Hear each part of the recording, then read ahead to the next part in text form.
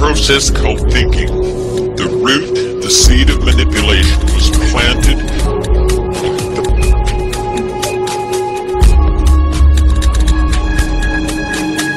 The seed of thinking, the seed of this patron father is neutral. We'll call this a neutron, and we'll call it the sun. This is the seed or son of the father. This neutron sun seed is one with the father proton, matching 1 for 1, only a bit smaller in size. He's a peaceful sun. This is the beginning of thought, the beginning of thinking.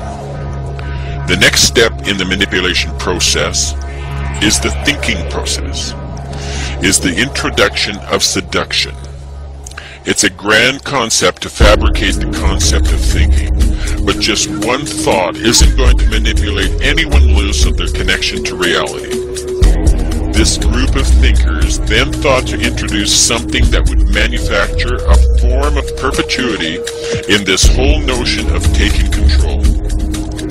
Something that would be a place of reproducing the whole thinking process over and over and over again, endlessly, with virtually no effort other than directing the course of thinking until it reached its final conclusion of total control and the complete submission of everything unto them. The introduction of this next stage of thinking would have to cause motion, vibrations, and energy. Without motion or energy, the proton and neutron, the father and son, would lie dormant, nothing more than a thought without purpose. The concept of an opposite to the positive proton was conjured up. We'll call this elect lady the negative attraction that would perpetually spark the imagination of the father proton. We'll call this elect lady the electron. The electrons would be small, much smaller than the father proton or the neutron sun. In fact, over 1,800 times smaller. This electron would spin around the proton and neutron, held in orbit by the attraction to the male, yet keeping a distance, yet flirting endlessly for the male to pounce. But why stop there? Introduce another elect lady and another. Make it a whole harem of elect ladies, flirting and circling the male, creating a womb of protection for the seed of the father to grow and reproduce another just like themselves again and again endlessly. We'll call this womb the nucleus. This womb will be the room, the birthplace of the neutron sun seed within the womb of the mother. This mother we'll call matter. This womb of the mother, this room of matter, is called the nucleus. Matter is that which occupies space. Even though this mother electron is just a thought from the group of thinkers, it orbits the father and the son at the speed of thought, thereby occupying space, conjuring up the illusion of matter. Observe closely. The nucleus forms a hexagon in this two-dimensional demonstration. The hexagon is the form of two overlapping triangles which have been created by the electrons orbiting the proton and neutron. This hexagon is the hex placed on humanity through the adoration of the mother, the woman. This has been implanted through the thought process of this unseen group of thinkers. From the void and emptiness of nothing, thought conjured up something. Within this grouping of the father proton, the son neutron, and the mother electron, the whole of everything is formed. This is the first atom, the beginning in the womb of thought. This is the matrix womb. Thought formed this energy that glowed as an electrically charged atom. This glow, in turn, produced light. What you see in front of you is a two-dimensional representation of the atom symbol that represents a ray of light. This was created or conjured up by thought. El, spelled E-L, is mentioned as the father of all gods in Egyptian mythology. El is the inspiration for the term electricity. Electricity is produced by the elect lady, the electrons of the atom. All those who were faithful to this god El, the god of matter, became the elect, the chosen and faithful. These were the saints of God who were promised riches and power and would rule and reign with El if they would just put their faith in him. This was the covenant, the agreement made between God and man. This covenant was kept in an ark, the Ark of the Covenant. The ark is the electrical arcing characteristic of electricity. If anyone touched the ark other than the high priest, they would be struck dead. El is the great architect of the universe, the creator God, the bringer of light. The word architect is again referring to the arcing ability of electricity and the manipulating aspect of light as it conjures up everything that it's able to be thought up. As demonstrated, everything in this three-dimensional existence is the result of thought. Thought was inspired by El, the father of all gods. Everything we see is of thought or light, is another Egyptian god called Atum. Atum is spelled A-T-U-M, and was called the Complete One, the finisher of the earth. Atum was the one who returned to the water at the end of the creative cycle. This is a major subliminal message established thousands of years ago. Atum symbolizes the beginning and the end, the Alpha and the Omega of the bringer of light. Electrically charged atom symbol, which in turn symbolize the light bringer, the bright morning and evening stars. Together they represent the creator of light, the creator god called Lucifer, who is the light bringer. Form the lie or deception created by the light. The light is the lie. This lie is the eye of the illuminated ones or the enlightened ones. This is the all-seeing eye. Produces the physical light, which is the ability to see. The ability to see in this three-dimensional existence is produced by the electricity contained within the atom. This corresponds to the concept of Lucifer, the bright morning star, who led the way for the sunrise and the approaching dawn. You can see from all this mythology that it is firmly entrenched in the structure of an atom symbol. The atom symbol was conjured up with just the slightest notion of thought. The light now fills the earth with its rays. This is yet another Egyptian sun god called Re, or Ra, or again Amun-Ra. This name, like the names of all the Egyptian gods, are inspired by the form of the atom symbol. The atom symbol is the oldest sex ritual symbol in the world, and if you look closely at it, you'll see that the six-pointed star is formed by the intersecting lines of the electron orbits. The six-pointed star is also referred to as the oldest sex ritual symbol in the world. The six-pointed star is the star of Lucifer, the star of God, and the star of David, the divider, the duality god, and is the star of Israel.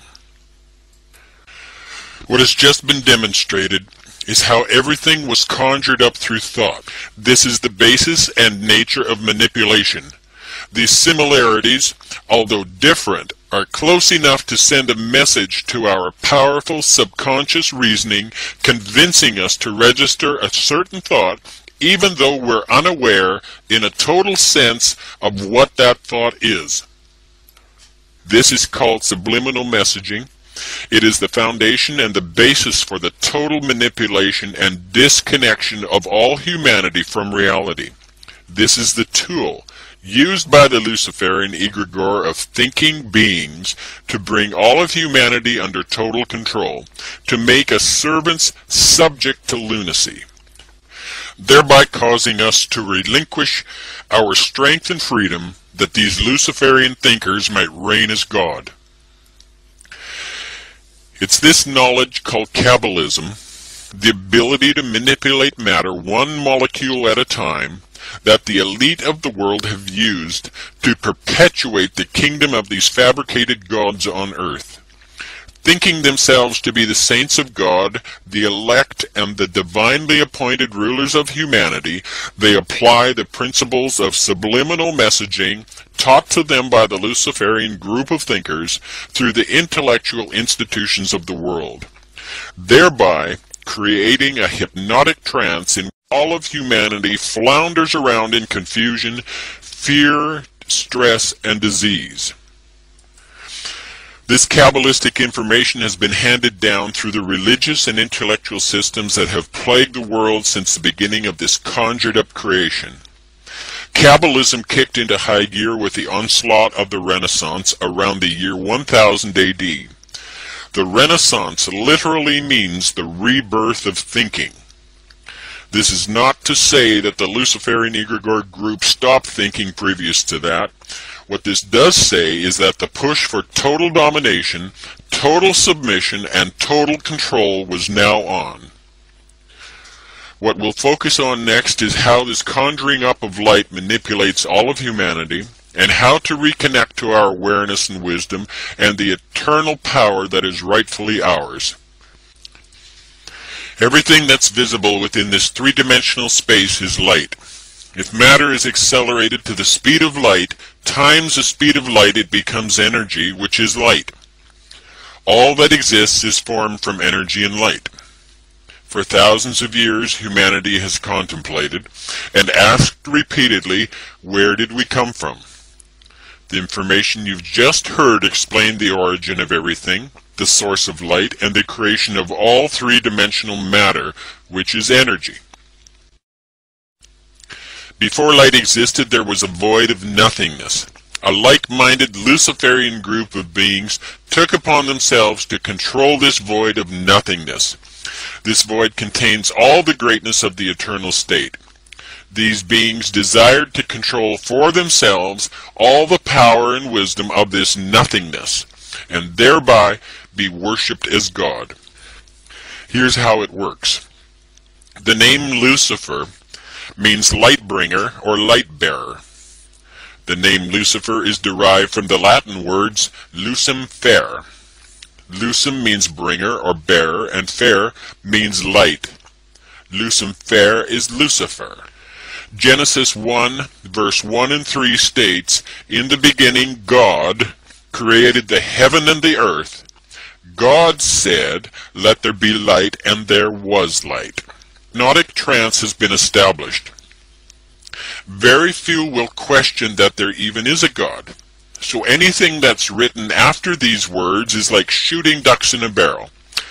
Interestingly, this same concept of the light bringer, the day star or the bright and morning star, has been applied to Jesus as well. Here we see that God is Lucifer, the light bringer. However, God is not just one supreme being, but a group entity, an egregore group thought form, agreeing together to appear as God. They've created the world systems of duality based on right and wrong, good and bad. They play the role of a good God and a bad devil.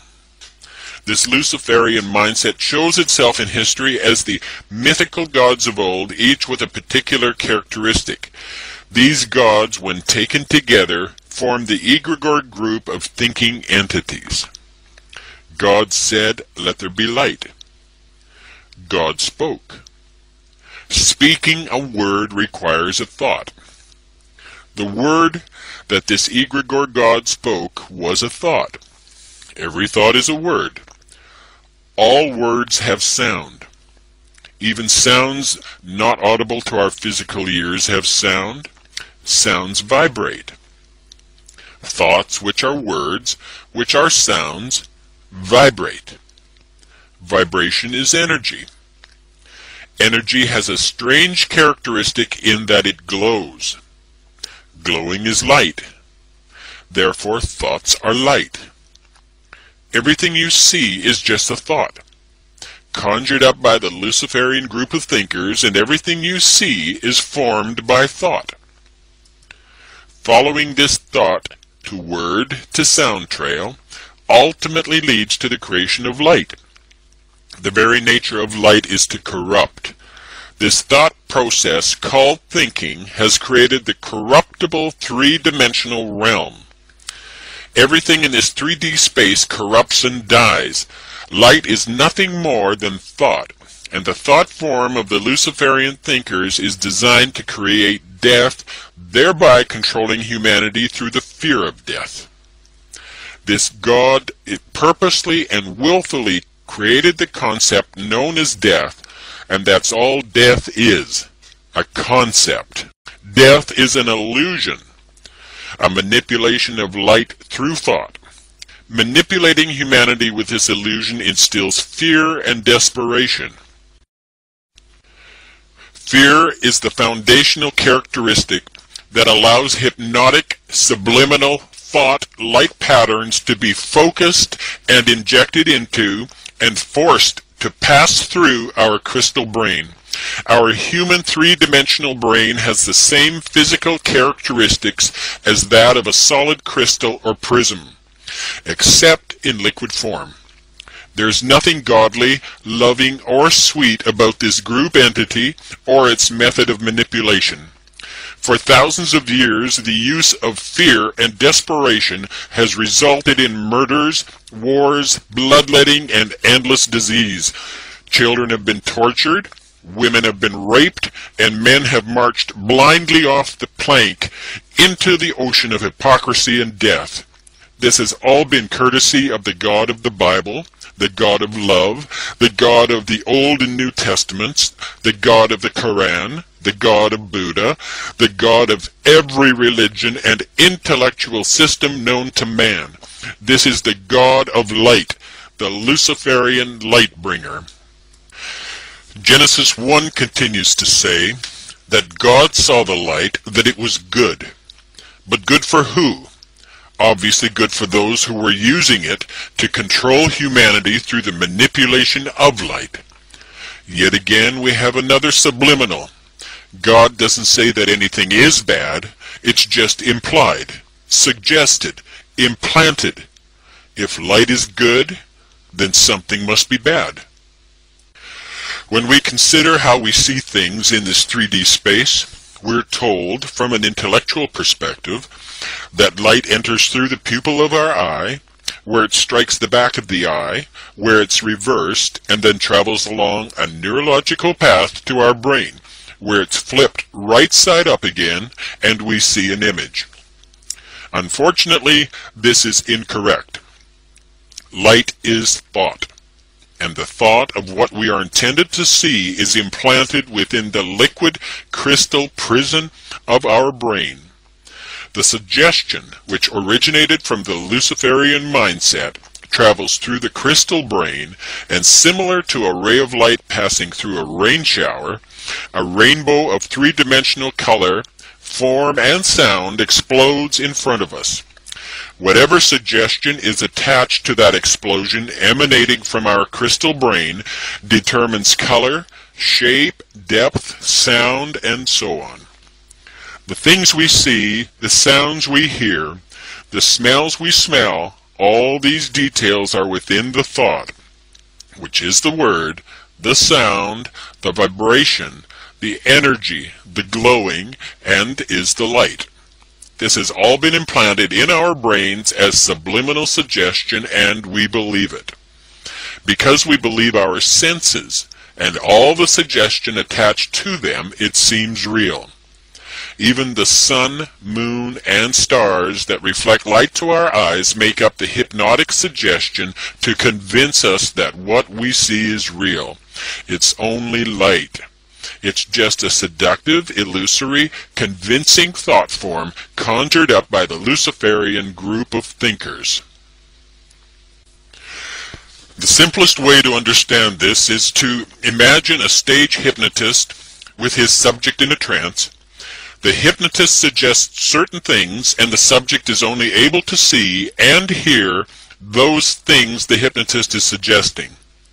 The subject can hear the voice of the hypnotist, and true to the suggestion, he can see a giraffe, or an elephant, or whatever is suggested.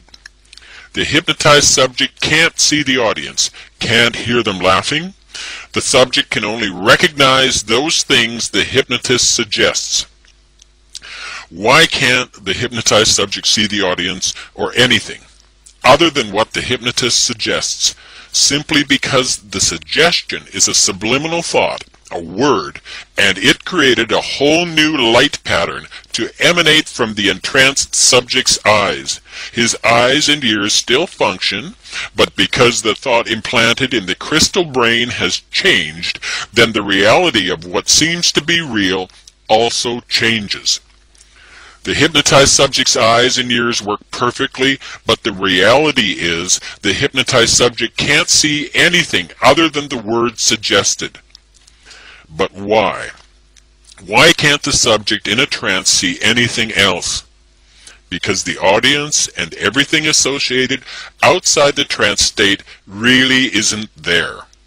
If the audience members were really there, really three-dimensional and really solid, then the eyes of the subject in the trance state would see them. The audience can't be seen because the audience is just light, just a thought, and when the new reality state, the new thought pattern, doesn't include them anymore, they cease to appear as a three-dimensional form. The audience didn't die. They didn't leave the theater. The subliminal messaging changed. The reality shifted and they ceased to appear as three-dimensional. From this we have to keep in mind that light goes out of our eye. This is how we see. Light is a thought implanted in our crystal brain and explodes into a three-dimensional rainbow of forms right before our eyes. Thought patterns are contrived to distract us from our place in the present moment. There is no such thing as time and space. Just a three-dimensional light illusion simulating something called time and space. When we can be manipulated to leave the present moment, the seduction of the thought energy light illusion is able to control our strength and power. Staying in the present moment of awareness allows us to reconnect to our original state. We're no longer manipulated to be concerned over the past or the future. Since time is non-existent, then concern for the past or future is to forfeit your awareness for something that doesn't exist. Only the present moment exists. Staying in the moment, by simply watching and waiting, not reacting ever, reconnects us to reality, allows us to take back our power from this Luciferian egregore group of thinkers. The manipulation by the three-dimensional physical state of everything is then nullified. As we connect to the eternal state of awareness, that state of no thing, that state of no three-dimensional thing, which in turn is nothingness. Our power and strength, our wisdom and knowing exists in the moment before thought. We have no thoughts of our own. All thoughts are implanted by the perpetual motion set into play from the beginning of this conjured-up creation. We are taught to believe that a thought can originate with us. It can't. The three-dimensional system implants all our thoughts so that we then experience the reality they, the Luciferian thinkers, want us to have. Reconnect to wisdom, watch and wait. Don't get upset when you're instructed to. Don't react when you're demanded to. Don't resist when you think you want to. Don't try to suppress your feelings when they tell you to suppress your feelings. Just observe these thinkers telling you to suppress your feelings. And this little act of watching and waiting puts you in control of you. You reconnect with your awareness, and the manipulation perpetuated through the religious and intellectual systems of the world is neutralized. Nothingness is our original eternal state of patience, joy, beauty, caring, knowing, and freedom. It's the power of this awareness that these entities desire to control. You'll notice that the octagon symbol appears in red as a familiar stop sign. This is a symbol of total control. The octagon symbol is a major subliminal message used to seductively manipulate humanity into the precarious position of a pending devastation. This octagon is formed from one of the light atom symbols, which is a zodiac cross. This is the sun god on the cross. The light atom symbol is one cross. When you take this cross and give it a 45-degree twist, then overlay it behind the first atom symbol, in effect, what you have are two crosses which were used to form the atom symbol. These two crosses now form what is called the double cross. This is the cross of religion and intellectualism. This is the cross of duality, the cross of death, deceit, destruction, and every diabolical system known to man. Not only is this double cross the subliminal shape of the stop sign, a symbol of total control, it is the shape of the Freedom Tower being built to replace the World Trade Center in New York City. This tower has nothing to do with freedom, but has everything to do with the destruction of the undesirables, or, in Luciferian language, the cleansing of the ungodly from the face of the earth. The elite implement this double cross at every opportunity when it comes to perpetuating and completing the agenda on behalf of the greed of the Luciferian thinkers. Their greed drives their desire to be worshipped as God. Their desire fosters thought, and thought fosters the whole three-dimensional experience. And the rest is literally history.